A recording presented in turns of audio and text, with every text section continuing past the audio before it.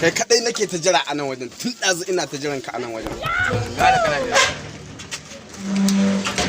Na shiga gida nemo abin da zan ci. Ha, ka ce ka samu mana gari. Na dai samu wa kaina.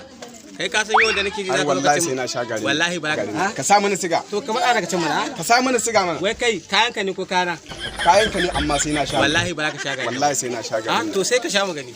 Wallahi ka sa mana siga mana. Wallahi ba za ka sha shi. Billahi wallahi sai la na sha ilaha gari. illa huwa. Kai kadai nake ta jira tun ɗazu a nan wajen. Sai kai. Za ka bani. Yunwa ba ruwanta da ƙa'idar rigima ciki kwara ta waje.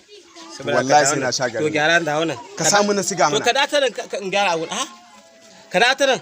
Ka sa mana siga mana sai na ga an sa siga. Sai kai.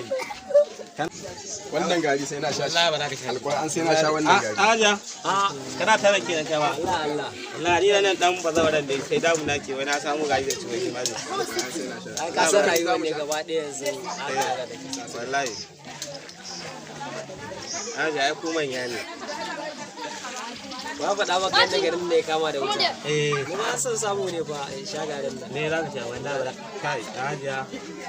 Duk inda kuka da cokali za mu sha ko da hannu. Kai fa na riga na ratse ba za ka sha gari. Ja ka motsa wani. Kai. Wallahi ba za ka za mu sha ko da hannu. To kai ba